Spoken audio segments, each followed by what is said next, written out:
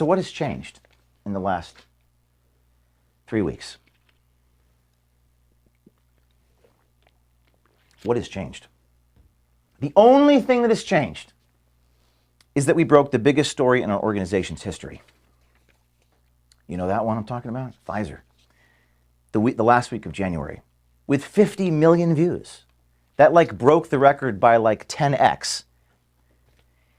Our video became a global phenomenon.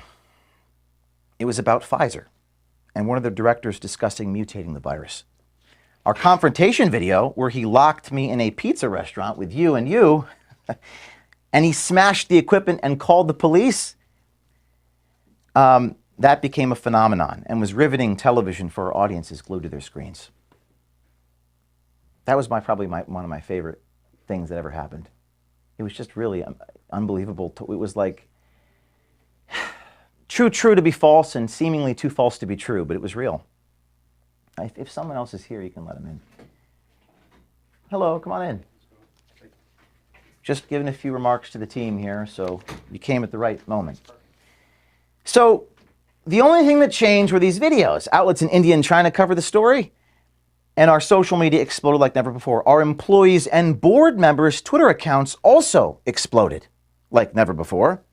Pfizer even put out a non-denial denial, like you always capture these things, where they basically admitted they were mutating the virus, albeit they buried this admission in jargon. But it was still an admission. And it was extraordinary that Pfizer responded to us with an admission, not denying that this guy was who he was. What an amazing turn of events. That is the only thing that's changed in 13 years of me being who I am. And then suddenly, an unusual emergency happened just a few days after that. I think we have one more person here, if we could let him in. So suddenly, an unusual, and I'm going to take you through this. I'm going to take you through what happened. Some of you don't know these things. Hello. We're talking about the story we broke, and an unusual emergency happened. On Thursday, February 2nd, that's a few days after the Pfizer story, I was informed by an officer of Project Veritas on the phone while en route to the airport that he would resign unless I stepped down as CEO. We've been having a conflict of visions, him and I, over fundraising. Are we in fundraising here? I guess no one from fundraising is here. I don't know. There were tactical disagreements about the boldness of approaches soliciting donations. I was told, and I'm paraphrasing, by asking for X dollars right now, you will prevent 10X dollars down the road. That advice ran contrary to everything I knew to be true in my 13 years of fundraising. But that conflict was even more fundamental and essentially boiled down to this. And my vision, I'm going to paraphrase Howard Rourke, the architect, quote, I don't build in order to have donors. I have donors in order to build. That's what I believed, and I felt like we had a conflict of visions. We don't measure our success only in terms of how much money we bring in. We measure our success in terms of our impact. Remember Acorn? I don't think I raised a single dollar off that. I had a stack of media coverage to the ceiling. We measure our success in terms of what we produce, not just in terms of our wallets. That was a pretty fundamental conflict, I felt. The day prior, I had informed him in front of his colleagues that if he wasn't willing to follow my lead, he'd be shown the door. I tried to deal with it privately, but I was unsuccessful, and the disagreement boiled over publicly in a staff meeting. The next day, this individual refused to resign, so I fired him. Later that same day, that's Thursday, February 2nd, a few days after the 50 million viewed Pfizer videos, I was informed by a different officer of Project Veritas that he would go to the board in a few hours from that moment and have an emergency vote to restructure this company. Receiving an agenda in my email while I was sitting on an airplane tarmac with the doors closing, the meeting was scheduled for the moment that my plane landed in Nashville. It became clear to me in that moment I would be removed from my position at Project Veritas by the time I landed at my destination. I bet you didn't know that. I have a copy of the emergency meeting here for you guys to take a look at. It's in writing. You could read it. You don't have to be there. You can read the minutes. They're official board minutes. They're written by a lawyer. My first question on the phone to this guy, my colleague, as I was staring at this agenda when the stewardess was asking me to get off the phone, was, quote, "What are we going to tell our supporters if I'm removed from my position?" I think that's the first question. I had 100 questions, but that was the first one. My colleague, who is an officer of Project Veritas, responded by saying, "Our supporters wouldn't have to find out." Sounds like something you would get in the Claire McCaskill campaign. It sounds like something you'd expose. I was so shocked by this, and again, the stewardess was asking me to get off the phone. I guess you could say that I was in a state of complete shock. How would our supporters not be informed of such an enormous thing? It was a lapse in judgment so severe that it was itself a fireable offense to make a statement like that. It was a lapse in judgment so severe, it was impossible to hide my removal from my position at Veritas to anybody. As the CEO and chief fundraiser, I have to explain the context of my role to thousands of people, 300 days a year on the road, while soliciting them for funds so that I can pay you. And I knew many of our supporters and donors would not like that change. If I was removed from the chief decision maker at the organization I founded, I share who we are, our vision, our structure, our strategy with everybody. In fact, hiding something so fundamental from people is something that we stand against in principle, particularly with the amount of scrutiny that we're under. The doors closed, the plane took off, but somehow, over the next few hours, I was able to convince the board to push this emergency meeting to that Monday, February the 6th. The very next day, and this is where things gets really bizarre, so fasten your seatbelts. The very next day, on Friday, this is now Friday, February 3rd, a board member reached out to one of our journalists and stated, quote, "You get a raise if there is a restructure without James O'Keefe at Project Veritas." I have a copy of the text message, and I'll give it to all of you. I've redacted the name of the journalist. The board member deleted the message, but not before our journalist took screenshots. Good job, journalist.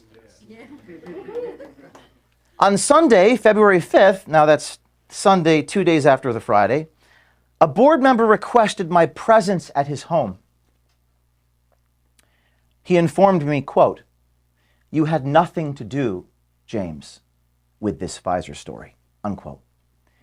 Perplexed by this, I took out my iPad and showed him a video of myself confronting the Pfizer executive, which had 11 million views on YouTube.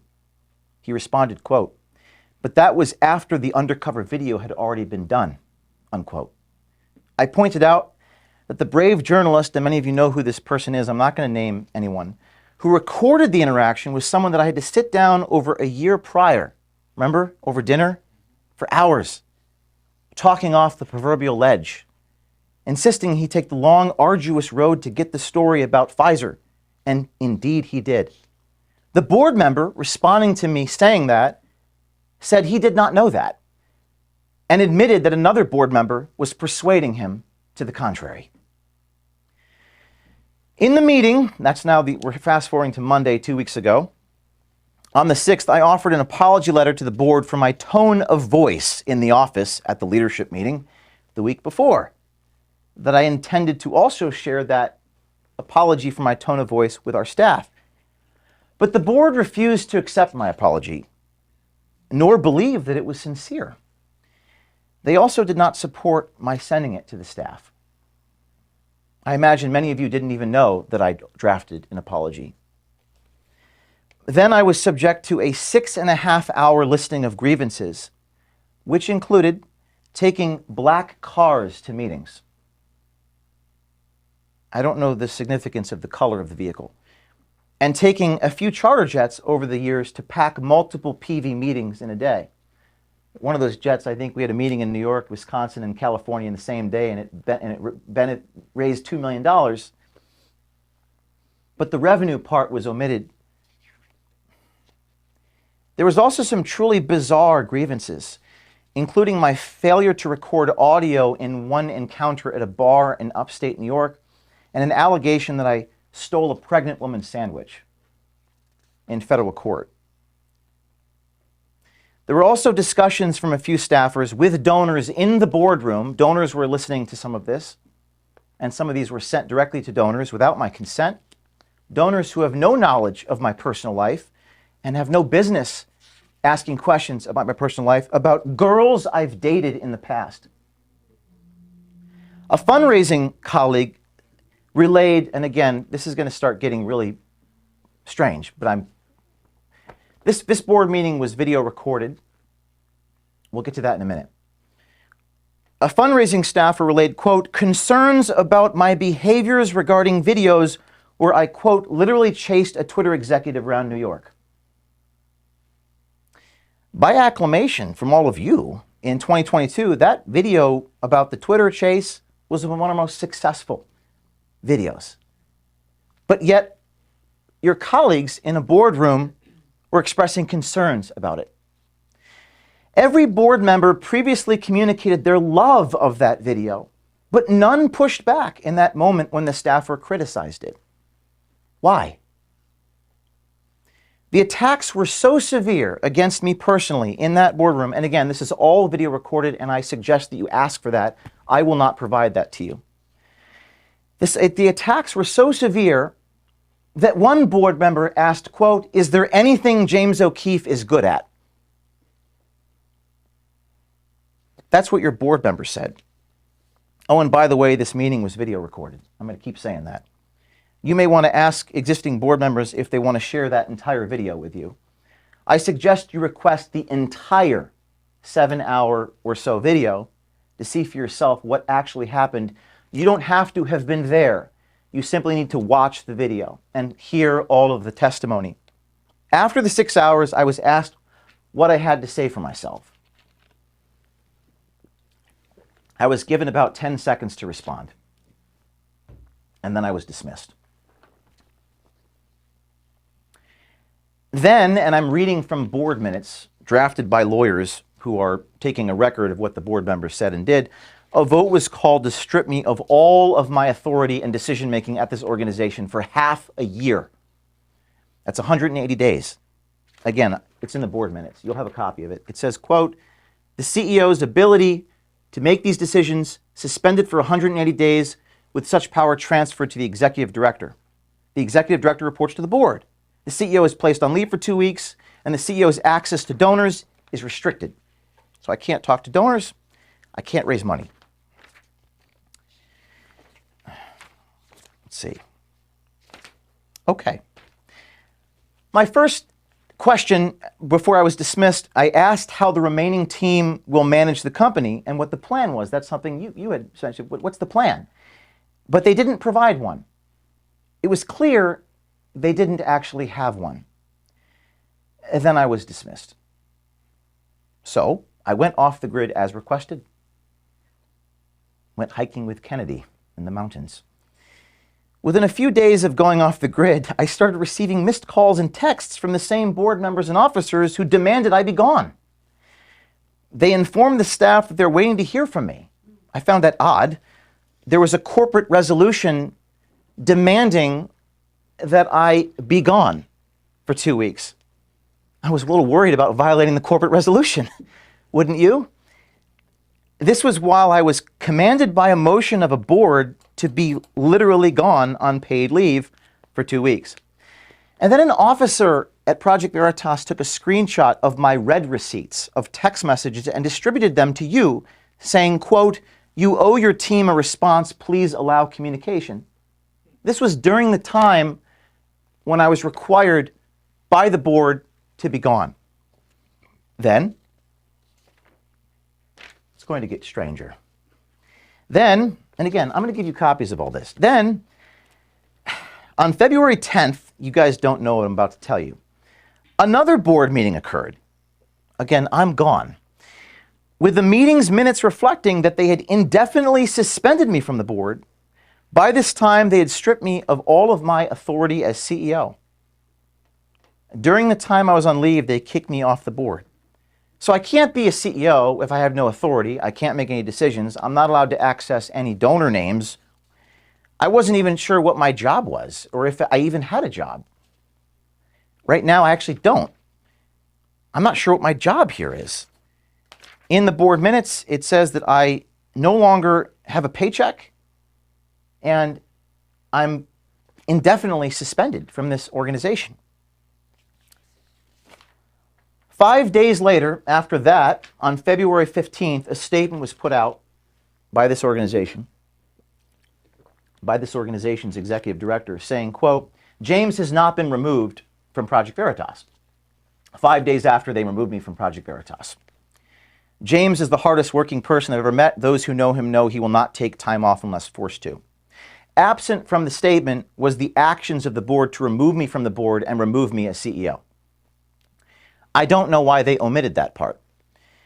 Later on the 15th, the same day, while hiking with Kennedy, Peavy put a statement by quote tweeting a picture of me with him saying, there is nothing better than enjoying a well-deserved vacation. That tweet failed to mention that by then I had been removed from the board and indefinitely suspended as CEO. Why didn't they put that part in? This is where things get really messed up. A few days later, an officer sent an email to the board with bizarre hyperbole and innuendo about certain expenses related to our business needs. These included, and you can't make this up, that Project Veritas paid for James O'Keefe's down payment of his wedding. I got a chuckle out of this. I'm not married. I've never been married. I do hope to get married one day. In fact, I got married to you in Oklahoma, but that was pretend. That was fun. Everyone enjoyed it. We rented a charter bus. We all went down. Everyone enjoyed that musical, or at least I thought. I'm not married, but the truth of the expense, the $12,000, was that it was a payment for our annual Project Veritas Christmas party. Remember that? Where you guys were there? Some of you brought your spouses?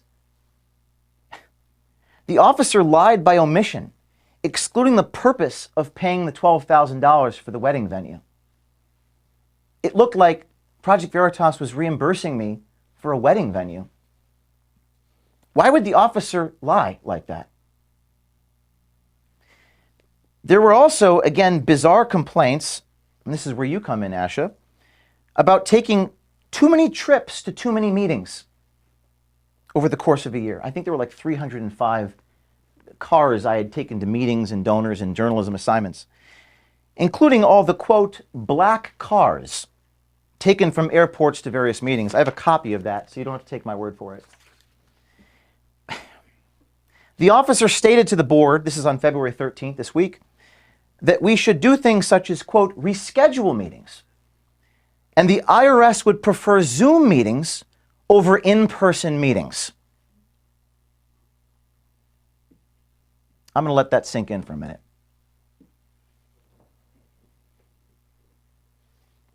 My lawyers got a real laugh out of that one over the last couple of days.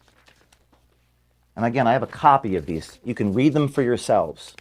The wedding, there's a line item here. It omits the purpose of the expense. It was for a project. You were there. You were dressed in your amazing Christmas clothes. I remember it was beautiful. It was like a Christmas PJ blazer thing you had on. That was that one. You were there. Yes. It wasn't a wedding. It wasn't a wedding. Thanks for bringing the outfit. It was a great outfit. I remember that was what I remember from that. And we sang "Oh, What a Beautiful Morning," but it wasn't. I didn't get married. It was a Project Veritas Christmas party. Not that I saw. Our Christmas party this year cost about twice as much. That one was about $12,000. Okay. And I have the line item here that sent to the board about the black cars. Too many car trips. And by the way, Zoom meetings over in-person meetings is not how you raise money and not how you conduct your journalism. It's hard to get the content over a screen. Ask our journalist if that works to produce a story. In fact, I would maybe ask you guys to ask these guys how you're supposed to do your jobs without taking, quote, black cars around. I don't know how I can do my job here if I can't transport myself around the United States. It actually doesn't make any actual sense, does it? None of this makes any sense. And why is it all happening right now? Those are the questions I have. I don't have answers. You guys are journalists. Maybe you can go find the answers. I don't know. After this series of events, I wrote a letter to the board on February 16th with the proposal. Many of you have not seen this, but this is what I sent to them, which I guess they haven't shared this with you, but I'm going to share it with you now. With a proposal that the board members resign by the end of this past week. We're now past that point, or I'll be forced to walk away. And this is what I wrote.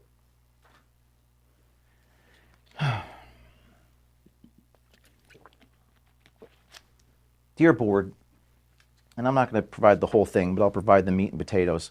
Over the last 2 weeks, I've carefully followed the board's directive to take a vacation and avoid contacting donors. Of course, donors called me. My phone was being lit up with thousands of phone calls. One donor even, I think, posted a video. She was upset about how she was portrayed in the grievances. Remmers was her name. She posted a video saying the grievance was a total lie. My understanding is one of the officers of this organization responded to that by calling the donor a liar. The officer wasn't there. Why would the officer call the woman with the sole authority on the matter who was there? Why would he call her a liar? I don't know the answer to that question. Your actions over the same period to undermine Veritas and its future, including airing confidential employment matters publicly, has broken trust. I cannot, in good conscience, return to such a mismanaged organization. I have not responded privately or publicly because there is no rational, appropriate response for the emotional circus that has been created by your actions. I expect the board to resign by the end of the week. Project Veritas, including any employees who choose to stay, will go on under my leadership with newly appointed professional board members and officers prepared to exercise their duty of care and duty of loyalty to the organization. That's what a board does. They exercise duty of loyalty and duty of care. What they shouldn't do is try to destroy an organization. That's not what a board member does. I will return to work on Monday, that's today, and work with the remaining team to go forward with our mission. Short of this action, I cannot, in good faith, return to the employment of an organization with leaders who are attacking me personally, making false and unsupported claims of improper management of resources about weddings and black cars, improperly airing employment issues related to me and others at Project Veritas. I did not leak that document, and I would swear to it under oath. But it probably wasn't the best idea to march employees into a boardroom. That's never happened in any boardroom in the history of boardrooms. And that's one of the reasons why our donors are so upset. That doesn't happen. Ruining our reputation in front of supporters and donors and leaking confidential information and fabricating stories. One of our ethical rules is we don't lie to our audience. I've never lied to our audience in 13 years. But I was stripped of all decision-making last week. And you guys put out a statement lying to your audience. And there's nothing I could do about it. Because I was stripped of all my decision-making. I was removed from CEO. I was asked to be gone until the 20th. It is now the 20th. I asked the board to resign for their conduct, and they did not. So currently, I have no job at Project Veritas. I have no position here based upon what the board has done. So I'm announcing to you all that today on President's Day, I'm packing up my personal belongings here. I don't really have much in this room that belongs to me. I guess a painting, a diploma, some personal things. It won't fill much. Maybe it'll fill my Kia. I'm packing up my personal, I'm starting to get emotional, from headquarters, and I'm intending to start anew. I don't have the answers to why they've been doing this, or why board members were going directly to employees to collect grievances on the week of our biggest story ever. Or why our board members were going to employees directly to discuss removing me from this organization, even saying I'll give you a raise if James is removed. That might be illegal. I don't know. But why would they do it the week of our biggest story ever? But I'm confident that those reasons and motivations will come to light. To borrow an old expression, the public has a right to know what has happened here and why there was a concerted effort to remove me from the organization I founded the same week of our biggest story ever had. Almost done. This is very difficult. And I'm filming this for the staff. You know, sorry you couldn't be physically here, but this is for internal distribution. My dear team, I do love many of you. I never said it, those words, but I'll say it now. I want to go back to the beginning of what I said and express how important so many of you are to me, how I still believe we have a long and bright future together somehow, some way, and to share my profound appreciation for many of you. When I left the office, and this is where I'm going to get emotional, so please forgive me. When I left the office on February 6th after being stripped of all my authority, I saw my father and gave him a hug, realizing just how honest and real of a man he is. Both my parents are as genuine and down-to-earth as a son could ever have. It's true you never really know someone until you go through hell with them. You see, back in the carriage house 13 years ago, the feds would come to my home to make sure that I was inside my house, administering random drug tests and rifling through my expenses to make sure I wasn't lying about the strawberry ice cream I bought at 7-Eleven. And I didn't have any money, but they went through my debit card statements and tried to get me to sign things to prove I wasn't lying. There were federal agents showing up at my parents' house. There were no donors. There were no supporters. And I was not trending on Twitter. My father went through this hell with me and stood up to those bullies on the front lawn and told them to stop harassing our family. And at that point, that's all I had, was him. I was otherwise completely alone. I will never forget that. Now the good news, we're no longer alone. We have millions of Americans who also know who I am. In fact, sorry. All right, we're all trying, boss. In fact, you have, and we all have watched their overwhelming support. They see the truth. They know who I am. I also know many of you know who I am, and you know what's right, right? You know, you're people of principle here. People in this room. And this now may be your moment of truth. One of you called me from a closet the day of the 7th after I was suspended, the day after I was let go, and you were crying. I never heard that tone before. I told you it was going to be okay. You were afraid of what was happening here. You said, this is really hard to take. I can't take this anymore. I told you that I struggled alongside you, although I wasn't physically there. I told you that I loved you. A number of us told each other that we loved one another. It was the first time I've shared that sentiment with a colleague. It was a very real moment, a very beautiful moment, a touching moment where we were bound together. Many of us were really bound together in that moment, and I was grateful for that.